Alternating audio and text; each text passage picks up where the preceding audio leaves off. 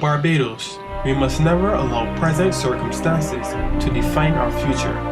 In the past, we were known for our strong and decisive leadership, our social, economic, and political stability, and our well-educated and productive workforce.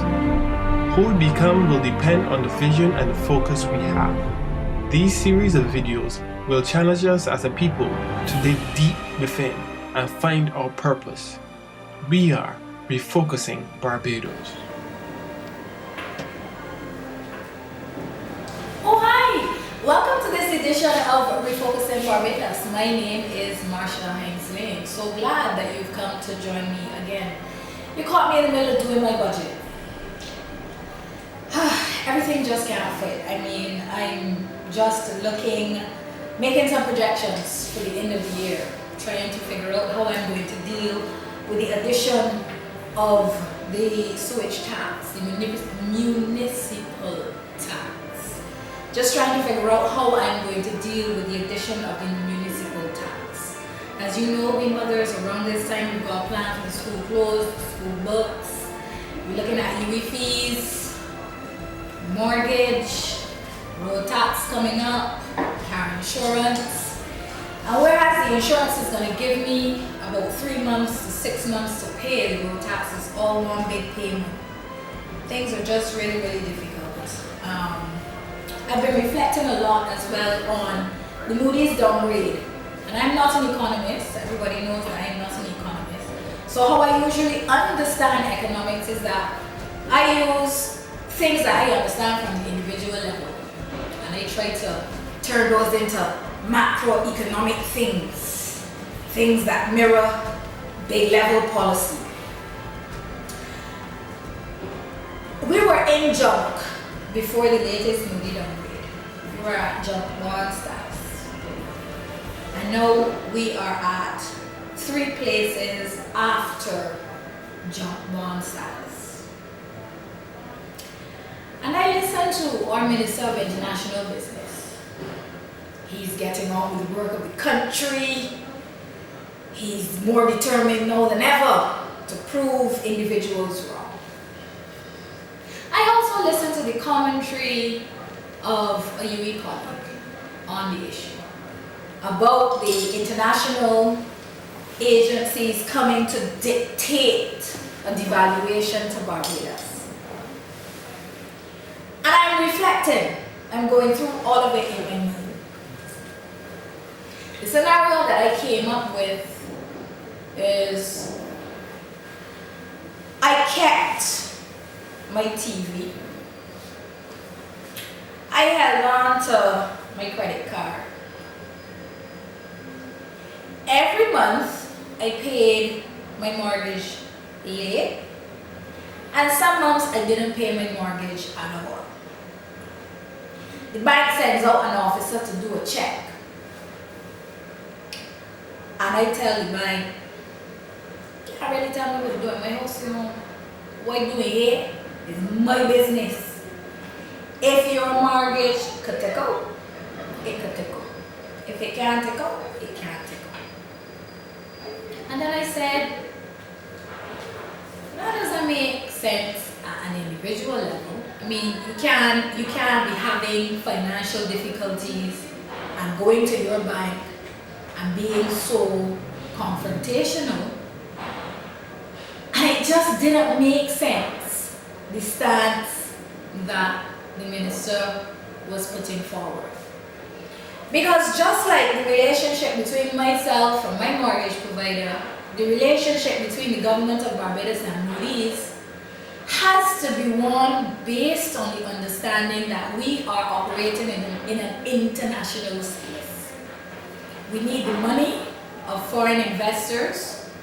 We need the confidence of foreign investors in order to be able to get projects going, in order for Barbados to have the type of financial and economic setting that makes us a world player. I don't know. It's concerning me. If my credit rating as an individual is not good, the banks have two choices. They either don't lend me money or they lend me money but at very high interest rates. So if this status that we've been given by Moody's means or signals to the international community that our credit is not good, I wonder how that is going to affect money that we might still be able to attract. Because the international business minister might be right. We might still be able to attract investors. But how much more are we going to have to give them to keep them interested in Barbados? You know, I am no economist. But I think that more of us housewives have to become concerned about the economic issues in Barbados. We need to find a space to bring these issues down so that we can be a part of the solution that our country needs. I started to reflect on the Sandals deal. That came back into my mind. How much it was said we had to give to Sandals to sweeten the pot. If that was when we were 3 notches prior, what do we have to do to investors now that we are 3 notches further? It is concerning. I also was interested, like I said, in this debate about being pushed towards devaluation. Barbados, as we well know, is an island. And when somebody forgets that they belong to an order of nature, we tell them no man is an island. No island is an island either. Barbados fits into an international grid. And if we have mismanaged our economy, devaluation is a very real monster that we might have to interact with. I don't understand though how it can be seen as we are being pushed to that point. We had an election cycle in this country last year where we were told everything was going to be all right. Not a single job lost, no need for privatization. We had constituency councils, a commitment to camp, a commitment to football tournaments. These things sound like the icing on the cake. So nobody would have thought that just a year and some after that, we would be talking about being pushed into a devaluation. This is not something that happened by whim and fancy. Decisions were made. So when I do my budget, I am going to cross off UE fees for now, because the road tax has to be paid. School uniforms have to be bought. I am going to flight insurance. Flight for the moment. Because I might very well have to sell the car. That's reality. This is how we do budgets. This is how we do it in our homes. This is how we do it at the governmental level. So if we are keeping constituency councils, if we are keeping football, they're here to stay. The international community is not pushing us anywhere. We are making our decisions as a country. I also spent some time reflecting on rebuilding and restoring confidence. Like I said, I am no economist. All I have is the experience of a housewife. No economist. The little situation that I use now to help me with this concept of confidence is a relationship. We all had the experience of a relationship. You hit some rocky times and everybody upset and upset. You can't stop talking then. You gotta keep talking then. You gotta go down East Coast and talk. You gotta go River Bay and talk. You gotta go on the boardwalk and talk. Sometimes you don't even understand what you're talking about when you start the situation. But just having that person spend the time to sit down there with you, to hear you when you're angry, to look in your eyes, to try to make you feel like they are a part of the situation helps. And I look for my Prime Minister, no Prime Minister. I look for my Minister of Finance, no Minister of Finance. I'm skittish. I start to get even more concerned because I want to know, what does the silence mean? What does the silence mean? Is it that things are even worse than my little mind can understand? Is it that they don't even know how to start the conversation? What does the silence mean? It is concerning. It is concerning. I am wondering too how the banking sector is viewing the silence. They're not talking either. They're not explaining to us. They're not telling us how they feel. They're not telling us how they feel. The credit unions are saying that the taxes imposed on them and that kind of thing are causing problems. But how does this downgrade, this further downgrade, how does that play? I am not hearing anything. There is silence that bothers me.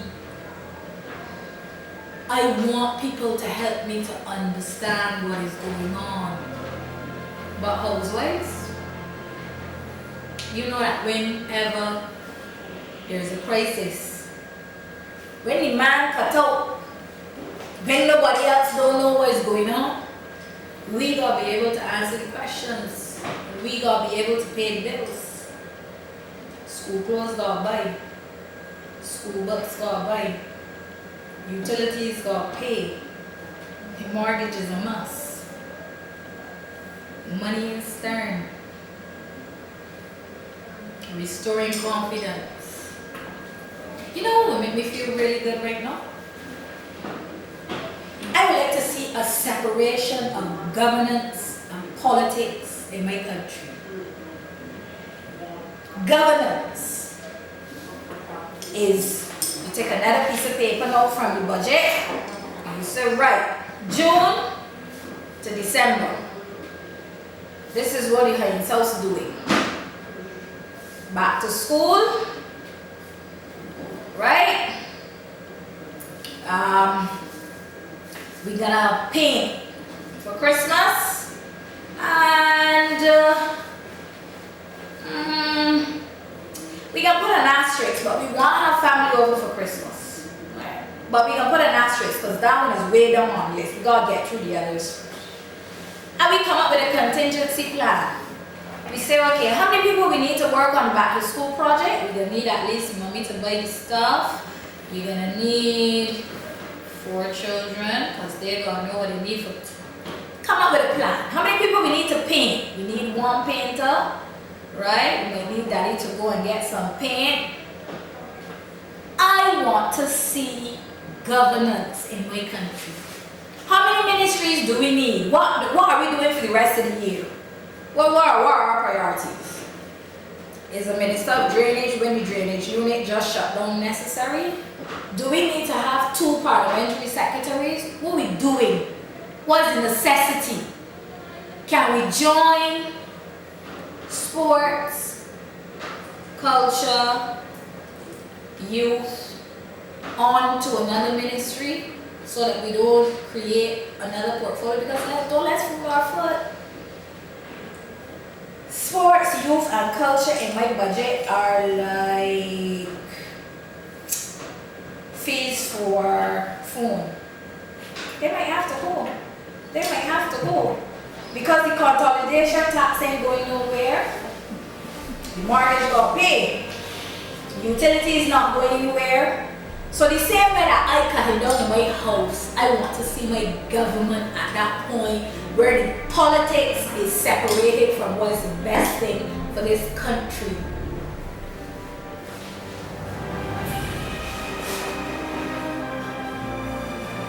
Do we really need to continue the constituency council project? What are they doing? What are they doing now that helps to get Barbados back to the point where we are investment grade? Anything right now that is not necessary must go. Housewives, I think it's time for us to sit up and pay more attention to what's going on in our country.